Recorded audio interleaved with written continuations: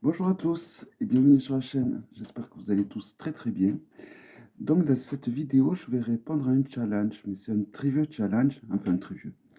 Il y a déjà peut-être 6 mois. Alors c'est un challenge à la base qui vient des chaînes anglophones où il fallait trouver pour chaque lettre de notre prénom, il fallait faire correspondre un livre. Et donc Stéphanie, qui a une chaîne YouTube, a repris ce challenge et l'a remis au goût du jour, mais en version carte. Et je trouve, je sais pas, j'ai eu un déclic là. Je me suis dit que c'était un challenge super sympa, qu'il allait me faire penser à prendre des jeux auxquels je serais peut-être sûrement passé à côté. Et voilà, donc j'ai trouvé l'idée totalement excellente. Et ça faisait longtemps que je voulais le faire et que je le rapportais et que je ne le faisais pas. Et donc là, je me suis lancé. Donc, évidemment, vous n'aurez qu'à cliquer sur le hashtag pour voir tous ceux qui ont fait le challenge. Euh, je crois qu'il y a Laurence qui l'a fait. Après, Sabrina. Et après, je ne sais plus qui trop d'autres, en fait, je dois vous avouer. Et ça sera l'occasion que j'aille sur le hashtag, d'ailleurs, pour voir qui c'est qu'il y a. Et il y a Stéphanie. Donc, je vous mettrai la chaîne également de Stéphanie sous la vidéo. Donc, elle a une chaîne YouTube qui s'appelle Steph, Journal d'une femme moderne et spirituelle. Alors qui est notamment connu pour avoir créé des livres ludiques autour des tarots ou même des oracles, ainsi que des jeux. Donc, mon nom, vous le connaissez tous, s'appelle Hugues, H-U-G-U-E-S. Et donc, pour corser la difficulté, je vais vous présenter 2 jeux par lettre. Voilà. Donc, c'est parti. Alors, j'ai trouvé un H pour commencer, le Hirt, le Havenhirt tarot de... oh, j'oublie leur nom. Los Scarabeo. Voilà, donc ça fait partir des, on va dire, des nouveaux jeux Los Scarabeo qui sont dans des boîtes en dur de qualité, des cartes de qualité et des dessins magnifiques. Alors c'est un peu, il a des teintes très gris.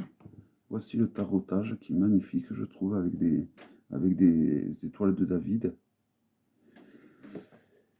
C'est un jeu qui peut paraître gris, mais moi il me plaît beaucoup. Il est très fidèle au niveau du rider. Il lui rajoute un petit côté héroïque fantasy, je trouve. Et le jour où je l'ai eu, je l'ai utilisé. J'ai fait que ça pendant plusieurs mois même. Et puis je sais pas ce qui m'a pris, mais sûrement un jeu en chasse l'autre. Et après je l'ai complètement... ça fait quelques temps que je l'ai zappé d'ailleurs. Mais je trouve que c'est un très beau jeu, de bonne qualité. Et franchement, on en a pour son argent. Et en plus, il est beau, quoi. Donc après, comme je dis souvent, c'est personnel, ça. Moi, je le trouve super beau. Super beau. Je trouve qu'il suit le rider. Et en plus, il le suit en utilisant des graphismes que je trouve magnifiques et qui me parlent. Donc vraiment, vous allez voir, les arcanes mineures sont vraiment pas du tout en manque. Elles sont tout aussi belles. Voilà, vraiment...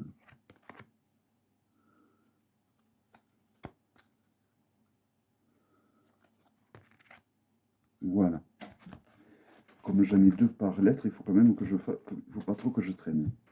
Voici donc pour le premier jeu à la lettre H. Alors le second jeu à la lettre H, il s'agit d'un jeu de la Golden Dawn qui a longtemps été réservé donc exclusivement aux membres de la Golden Dawn. Et après, bon, ils se sont décidés à l'imprimer à grande échelle pour que le public puisse l'avoir également. Donc il s'agit du Hermétique Tarot. Donc c'est un tarot en noir et blanc qui est hautement symbolique. Il est très très symbolique, je dirais même. Donc il suit le rider.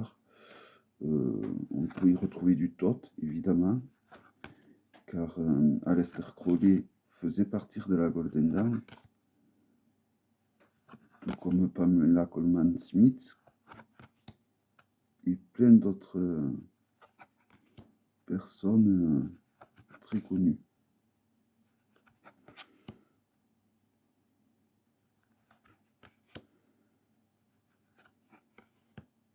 Voilà, alors moi c'est vraiment un tarot qui me plaît beaucoup. Vous avez des mots-clés. Bon, c'est en anglais, mais peut-être qu'il sera traduit, comme en ce moment il y a beaucoup de jeux de l'Oscar Abeo qui se passent. Je crois qu'il était sorti chez l'Oscar Abeo, mais j'ai peur de dire une bêtise. Bon, en tout cas, c'est un jeu qui se trouvait. Il suffit de taper Hermétique Tarot avec H au début et on le trouve très facilement. Après, c'est vrai que c'est un jeu qui est rempli de symboles. Voici le dos. Il est de très bonne qualité. C'est vraiment, si on veut vraiment bien interpréter, je pense qu'il faut être initié. Je pense que quelqu'un qui fait partie des Rose-Croix ou de la franc-maçonnerie arriverait très bien à interpréter par rapport au symbole, je parlais. Après, vous pouvez tout simplement vous calquer sur un rider lambda et ça marche très bien aussi. Là, je pars un peu loin peut-être. Voilà, ça a été en fait, ça a été mon premier tarot à noir et blanc.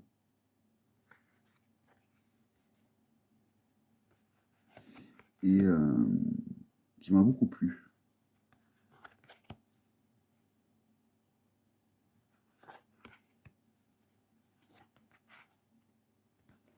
Voilà. Donc le Hermétique Tarot. Donc ouais, je crois que c'est l'un des tout premiers tarots de la Golden Dawn à être commercialisé pour le large public, il me semble.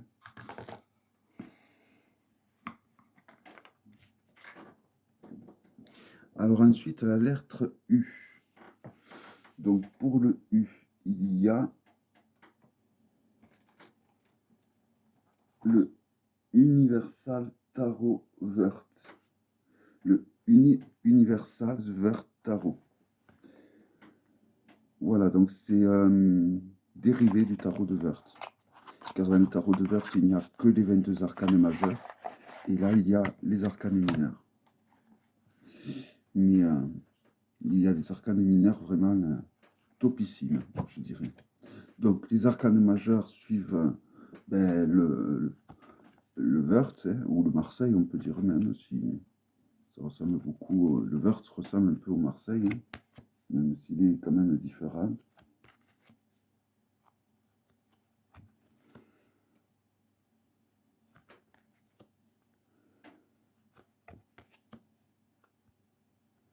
Et le plus de ce jeu, ça va être les arcanes mineurs.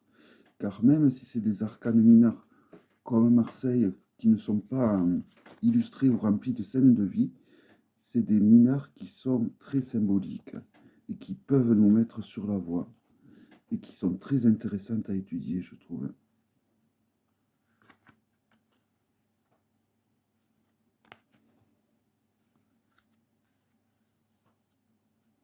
J'adore les arcanes mineurs de ce jeu. Et comme vous pouvez voir, c'est vraiment un très très beau jeu.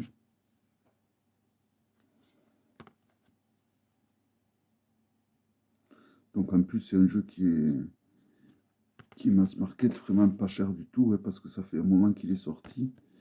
Et je suis étonné de ne pas le voir davantage sur les réseaux, ce jeu. Car c'est vraiment une pépite. Hein. Pour ceux qui ont des difficultés avec le Marseille à cause des arcanes mineurs, justement, je trouve que ce jeu est un bon compromis. Et en plus, il est super bien réussi. Hein.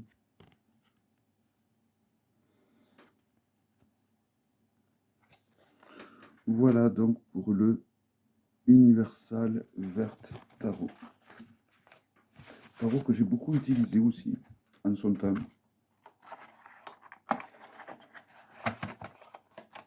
J'en ai un autre où j'ai découpé tout le tour des cartes. Alors, pour le U, ensuite, que je ne me trompe pas, le Unicorn Tarot.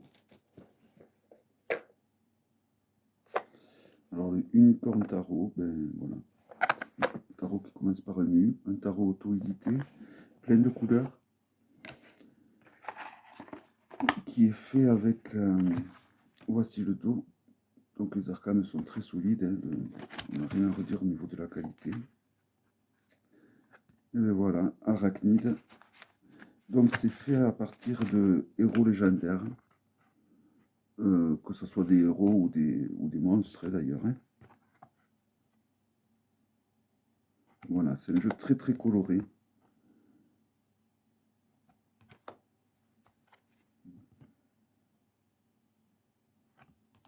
Qui me plaît beaucoup, il a un côté vintage, je trouve.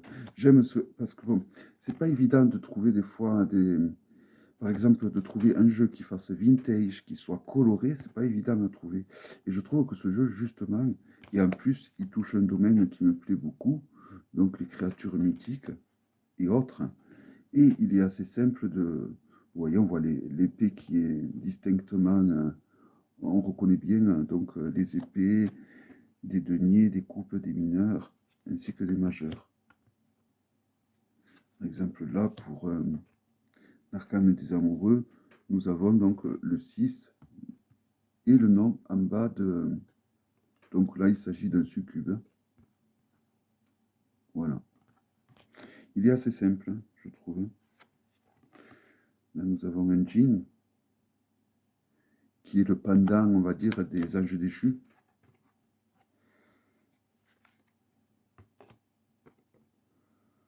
Voilà, un très joli jeu qui se trouve encore sur Etsy.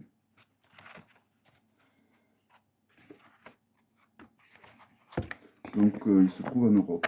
Voilà, il suffit de taper ce titre sur le moteur de recherche Etsy et vous y tomberez dessus. Ou alors sur eBay.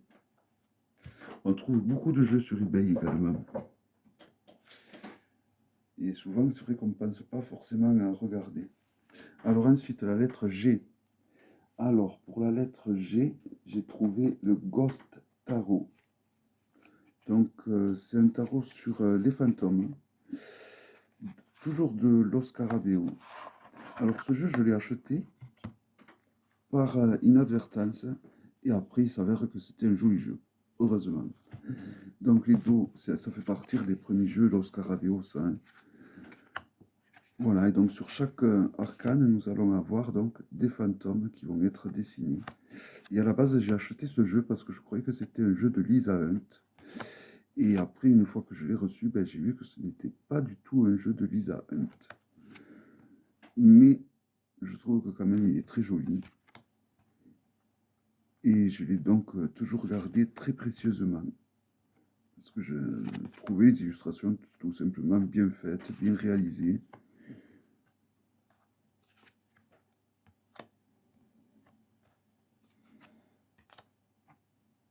Là, vous avez le chariot qui est magnifique. Hein. Vous avez un effet de transparence qui est super bien fait. Pareil avec la force, regardez le lion à côté, comment il est super bien. Hermite également.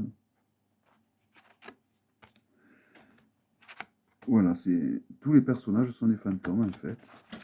Alors les arcanes mineurs, c'est un peu la même chose. Alors ça va être un mélange sur certaines arcanes. Vous voyez là, on a un fantôme et un humain. Voilà, mais vraiment un très joli jeu. Et bon, c'est des jeux, ça qui sont... C'est des jeux qui sont pas chers, quoi. On peut les trouver à moins de 15 €, hein, neuf. Déjà à l'époque, c'est ce prix-là que je les avais eus. Hein. Donc j'ai... Et là... J'ai... Game of Thrones. Je ne sais pas si je vais le garder, celui-là. Voilà. Donc, le trône de fer, en français. Je pense que tout le monde doit connaître la série. Alors voici l'intérieur est magnifique. Hein. Il a un joli packaging, vraiment un très joli packaging. Alors pourquoi je m'étais procuré ce jeu? Parce que je suis un fan inconditionnel de cette série et que j'attends les prochaines séries House of the Dragon avec grande impatience. Donc on a carrément un vrai livre relié avec plein de tirages qui sont proposés.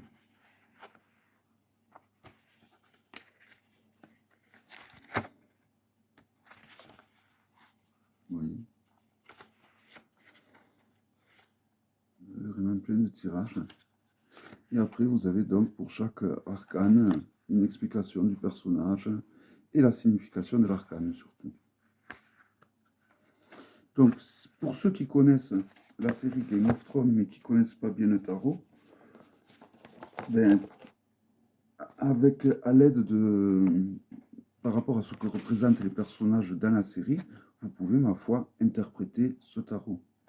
Donc, je crois qu'il est toujours en ordre d'ailleurs. Là, nous avons notre ami Tyrion.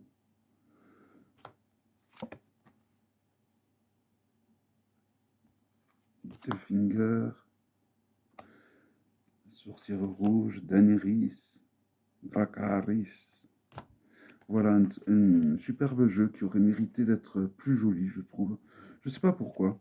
Je trouve qu'il aurait vraiment pu être plus joli. Alors après, les cartes sont d'excellente qualité. C'est la qualité casino. Voici le dos qui représente donc le fameux trône. Mais vous voyez, j'allais dire, je ne sais pas si je vais le garder, mais je crois que je vais le garder.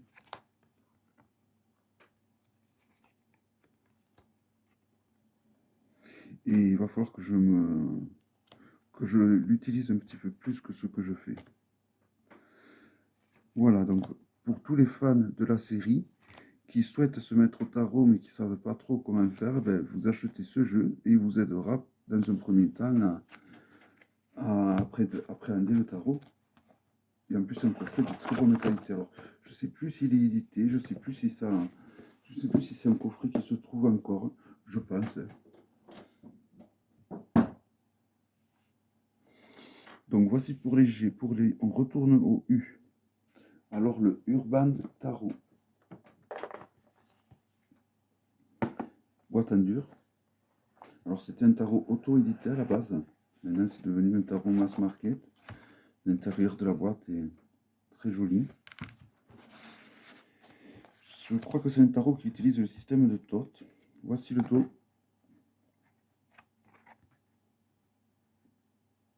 Et donc nous avons des images très contemporaines. Mais c'est vrai que c'est un tarot que j'ai jamais trop utilisé. Je ne sais pas pourquoi. Je le trouve magnifique pourtant. C'est vraiment... il va très bien pour faire des tirages concernant la société actuelle, je trouve.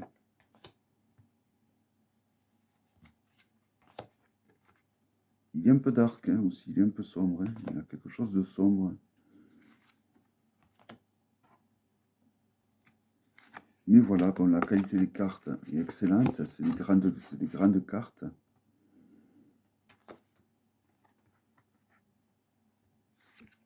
Le soleil.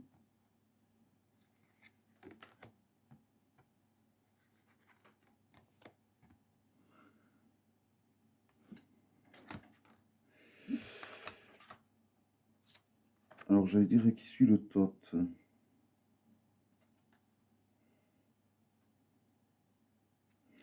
Possible, ouais. Prince de disque, je crois. Ouais.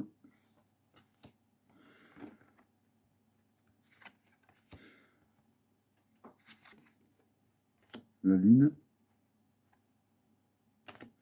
Et voilà. Ça me donne envie de l'utiliser un peu plus souvent, celui-là d'ailleurs, pour le coup. C'est ça que j'aime bien dans les challenges, c'est vrai que ça nous fait penser à des jeux qu'on a perdu l'habitude de prendre, qui sont des jeux qui nous plaisaient. Et du coup, ça permet de les réutiliser, du coup. Donc, la lettre U. Qu'est-ce qui me reste là-dedans qui commence par U? Celui-ci. Le Universal Fantasy Tarot. Toujours de l'Oscar Abeo. Donc pareil, c'est des jeux qui sont pas chers du tout. Ça fait partir, je sais pas si ça fait partir des premiers jeux de l'Oscar Abeo. C'est un jeu que j'ai acheté parce que je le trouvais magnifique. Les illustrations sont de toute beauté. Le magicien. Il y a des détails graphiques incroyables dans ce jeu.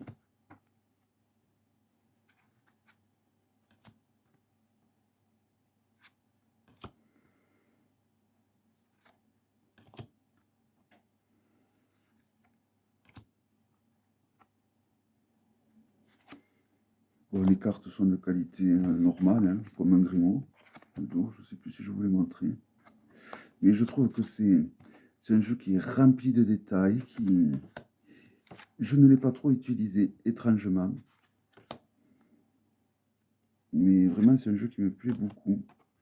Et je suis même étonné de ne pas l'avoir utilisé plus que ça. On sent l'omniprésence des dragons et dans ce jeu aussi. Voilà. Pour la lettre U. Alors ensuite, on va passer à la lettre E.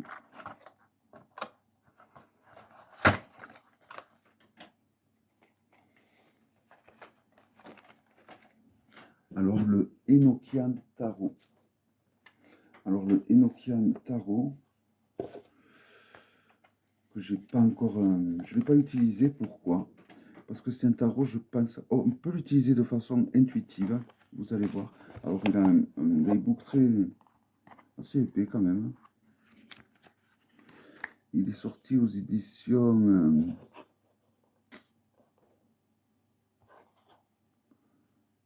je ne sais pas. Je ne sais pas du tout les éditions. C'est étonnant qu'on voit bien le nom des créateurs. Donc les créateurs, c'est Gérard et Betty Schuller et Sally-Ann Glassman.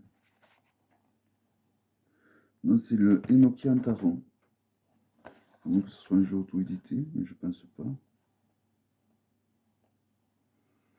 Bon, s'il n'y a pas de nom d'édition, normalement c'est un jeu auto-édité. Mais non, c'est pas possible. Bon, en tout cas, c'est un jeu qui mérite d'être étudié. Alors, Enoch, c'était l'arrière-grand-père de Noé, qui par la suite est devenu l'archange Métadron. Donc, c'est pas vraiment un tarot. Voici le dos.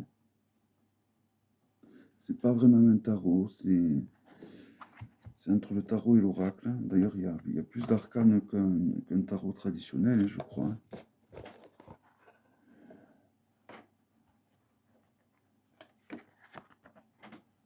Alors après, il est très parlant, je trouve. Il me fait beaucoup penser au Soul Card. Voilà, il a 86 arcanes en tout. Il me fait penser au Soul Card. Donc, vous voyez, on peut vraiment l'utiliser de façon intuitive. Si les illustrations sont très parlantes, je trouve. Mais il est intéressant, je pense, de l'utiliser avec le livre, de l'approfondir du moins.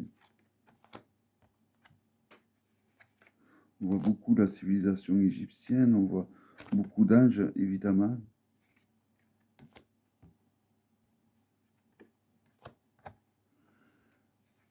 Les cartes sont vraiment d'une qualité parfaite.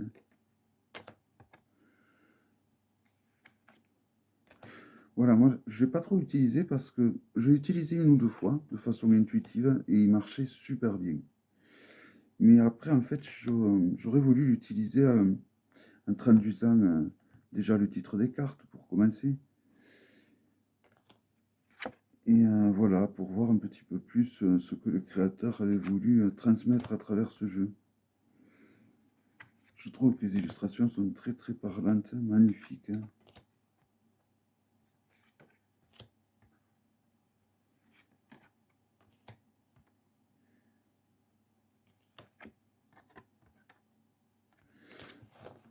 Alors je pense que le créateur est un féru de l'histoire, principalement de la Bible. C'est un lien des Bibles apocryphes, je pense. Voilà, donc un très beau jeu qui se trouve encore, il me semble. Il me semble qu'il est trouvable. Et vraiment, la qualité est top. Et les cartes, en plus, sont très grandes. Il va très bien avec le Templar Tarot, ce jeu. C'est un peu le même style.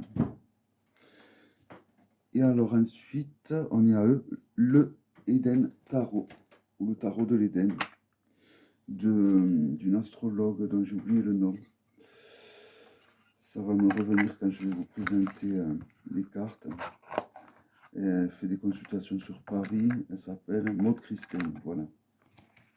Donc un magnifique, magnifique tarot. Voici le dos. Alors c'est un tarot où elle a mis en avant les animaux et les plantes. Donc en fait, elle a fait des animaux-plantes. Alors les arcanes mineurs sont des arcanes mineurs, on va dire un petit peu Marseille. C'est pour être utilisé avec de la numérologie, ce tarot.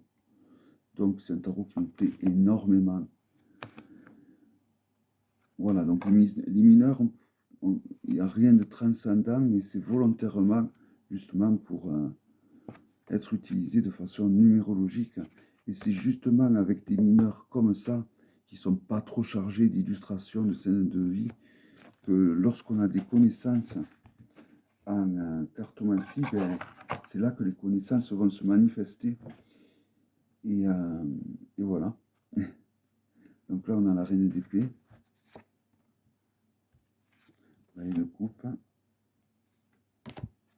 Cavalier de coupe. Reine de denier.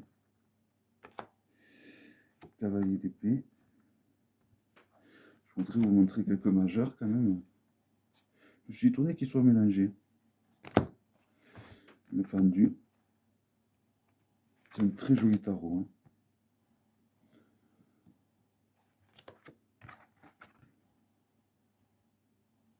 Donc, le diable. Le mât. L'impératrice. La tempérance. L'ermite. Maud Christine, qui, je rappelle, est une médium vraiment excellente. La lune. Et le pape. Bon, comme je vous dis à chaque vidéo, si évidemment vous voulez voir un jeu de façon plus totale, vous me le dites dans les commentaires et je vous transmettrai le lien de la présentation que j'avais fait. Et pour finir, la lettre S, donc avec le Scapini Tarot, un tarot italien de la famille Scapini, donc aux éditions US Game System, qui font vraiment de très beaux tarots US Game System. Je crois que c'est ma maison d'édition préférée. Je dis ça à chaque fois que je tombe sur un tarot qui me plaît d'une maison d'édition, mais c'est vrai qu'elle fait de très beaux tarots. C'est elle qui a fait notamment le tarot des abysses, hein, de Anatolia. Alors, pareil que le tarot de Verte, alors les cartes chez US Game System sont toujours de qualité, très bonne qualité, elles sont très grandes. C'est un tarot qui est plutôt tiré du Marseille, hein, où il y a beaucoup d'humour. Il ne se prend pas au sérieux. Mais bon,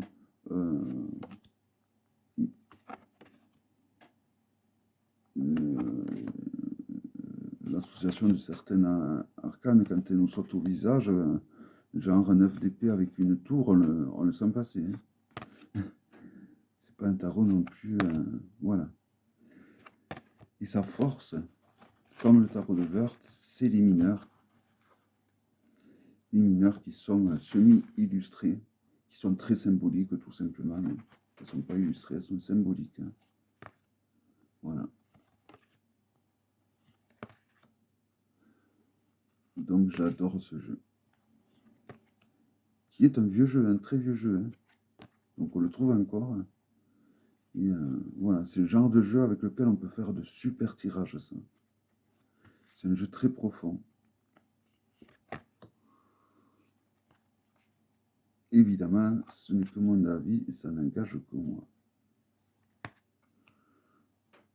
Voilà, donc j'aime bien, il a un petit côté d'humour décalé qui est très bien hein, pour l'époque, je ne sais plus à quelle époque il est sorti.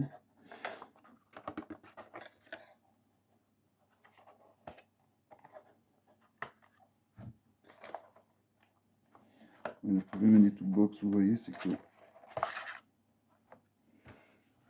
il y a souvent des cartes qui restent collées à l'intérieur. Je ne sais pas si on voit l'année à laquelle il avait été édité. Ce sera là-dessus, mais c'est écrit tellement petit que... Bon, là, ils disent 1982, 1946. Voilà, 1946. Mais je pensais que c'était même bien avant. Hein. Bon. Il a beaucoup de... Ils se sont vachement inspirés, je trouve, du Visconti Forza aussi, pour ce jeu. Et pour finir, le Samirama Itaro deck. Voilà, que l'on peut retrouver des fois sur des bouquins ésotérisme. Alors c'est un jeu auto-édité, c'est le même créateur qui a fait l'Unicorn Tarot que je vous ai présenté, voici le dos. Et comme le tarot de Wörth, comme le Scapini Tarot, c'est un tarot où les arcanes mineures vont s'utiliser de façon numérologique, donc c'est-à-dire qu'elles ne seront pas illustrées. Et donc ça sera excellent, évidemment, pour l'intuition. Elles seront très symboliques.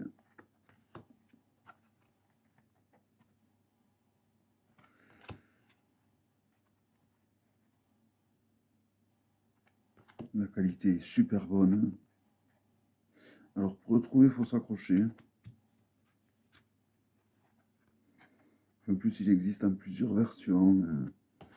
Pour trouver vraiment la bonne version de bonne qualité, c'est pas évident. Mais j'ai eu vraiment du bol parce que vraiment j'ai tombé pile poil sur le bon qu'il fallait, donc je suis super content. Alors est-ce que c'est un tarot que je vais garder? Je ne sais pas. Au jour d'aujourd'hui, c'est vrai que je ne m'en sers pas du tout. Et c'est un peu dommage. Vous voyez, donc les arcanes mineurs sont très symboliques. Donc très numérologiques. Voilà. Donc, combien en temps je suis? Une trentaine de minutes, un peu plus quand même. J'espère donc que ce challenge vous aura plu. N'hésitez pas à y participer. Je remercie Steph d'avoir eu l'idée de transformer ce challenge, de faire passer les cartes pour les lettres du prénom. Pour moi, c'est mieux que les livres. Ça me parle un peu plus. Et donc, je vous dis, je vous souhaite une belle journée ou une belle soirée. Je vous dis à très bientôt pour une prochaine vidéo. Bye bye.